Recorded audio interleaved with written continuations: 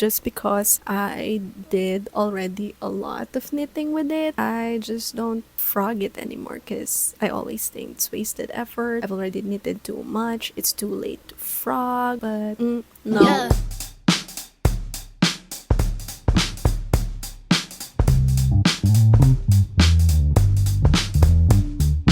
Hi everyone, my name is Julia. If you're new here, welcome to my nitty little chatty corner where I talk about things fiber arts related. For today, this video will be about my 2024 ins and outs. I first saw this trend on TikTok and I thought, why not make something that's knitting related? So with that, here are my ins and outs.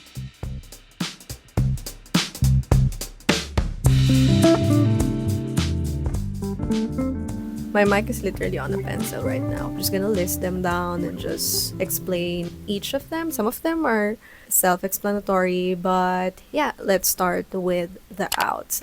Okay, number one out, yarn hauls. I am very much guilty of this, especially when I was a beginner knitter. Like, I just get too excited when you enter a yarn store and you just like all see the different colors and feel the different fibers. It really can get you into this emotional state.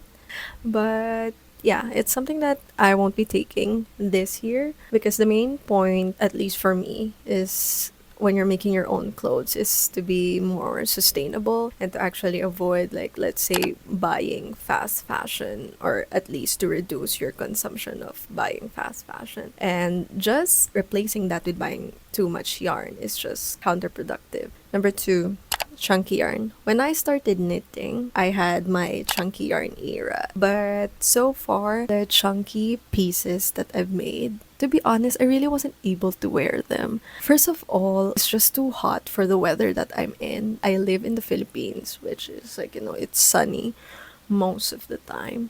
Overall, I think this comes to just knowing your fiber and making something that is technically appropriate and functional.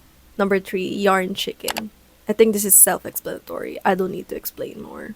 Before buying your yarn, take some notes. Actually, do the math. I know it's also stressful to do the math, but it's even more stressful when you run out of yarn, when you're literally like towards the end of your project.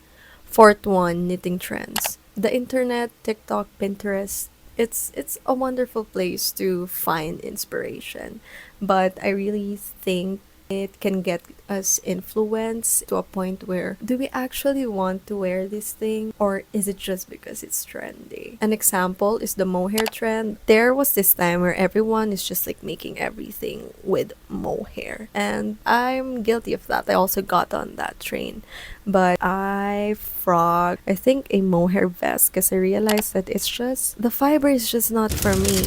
Last one is quantity. Personally, for me, it's just quality over quantity that I would be prioritizing this year. It's so easy to get pressured, especially I think if you're a creative and you design or you make stuff on your own, to get pressured when you see a lot of different truly awesome creatives making their own stuff. And sometimes it makes you feel like, am I knitting enough? Am I making creative things enough? But yeah, this year it's just more on focusing quality over quantity. Okay, that was not the last one. This one is something that I've added just later on in the list, and that is not frogging early in the project.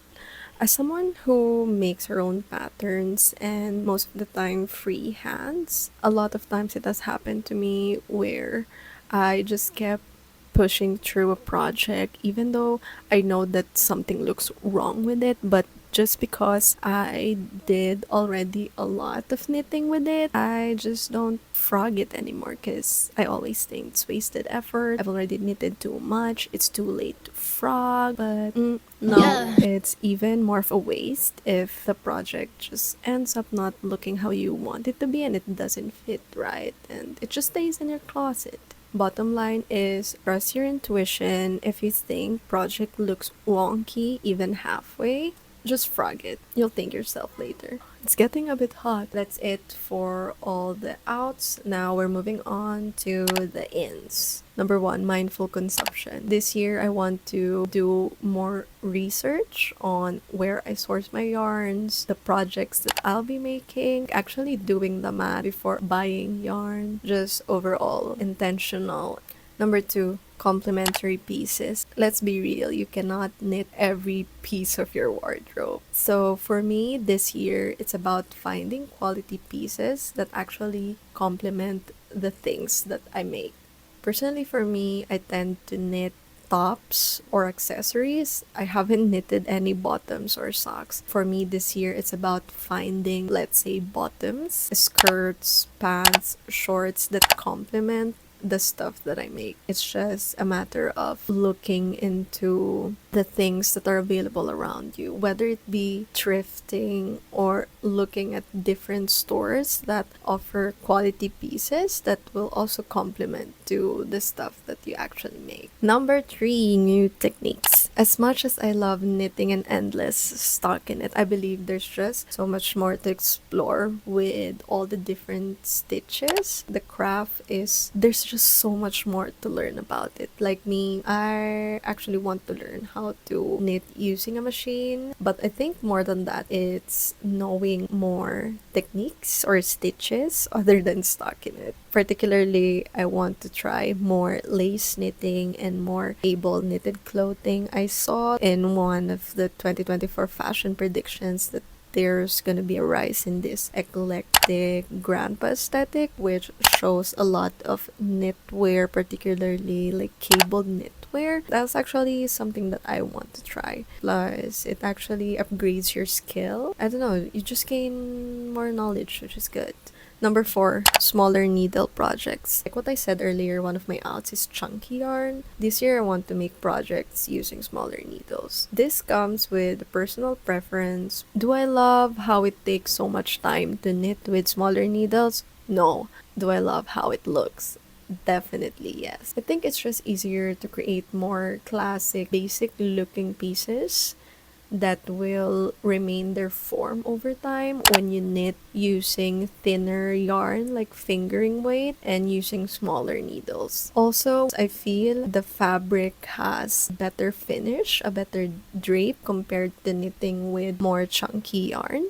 They tend to look cleaner and more well done. Of course, this still depends on your tension. For me, this year, I would just like to create more cleaner, basic looking pieces. Second to the last one is community. I believe that you don't need to be someone with a large following to be able to share the things that you learn. For me, I would like to share more on my perspective as someone who is from Southeast Asia, particularly from the Philippines. Here, there's not much of a community of knitters. Crocheters, yes, but knitters, not that I'm aware of. I think as a creator and crafter, each of us has something to uniquely contribute to the world around us. Here on YouTube, most of my resources or videos that I watch are from either the US or UK, so they're mostly from the western part of the world. I would love to share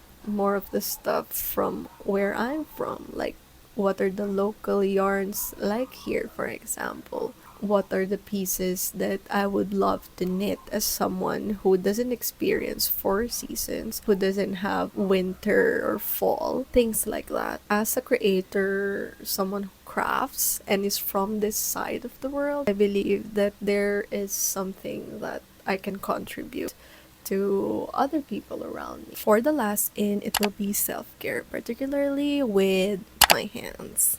As someone who can knit for hours, I have a tendency to be like, oh, I'm just gonna knit this for 3 rows and then I'm gonna get some sleep, and then it turns out it's already like 2 a.m. You haven't drank enough water and you're knitting with a hunchback with the worst posture ever, and then you're dehydrated and it doesn't really feel good in the end. Also, you don't want to get carpal tunnel or tendinitis by overworking your fingers and muscles. I want to be able to knit until I'm like 85, if ever I reach that age. Take frequent breaks. Take care of these. You only have 2 of them. That's it for my 2024 ins and outs videos. If you are someone who is crafty, sews your own clothes, knits, crochets, anything, let me know what are your personal ins and outs. I would love to actually see them. I hope you've gotten something out of this video, or if you learned or anything. That's it for today's video, and I'm gonna see you in the next one.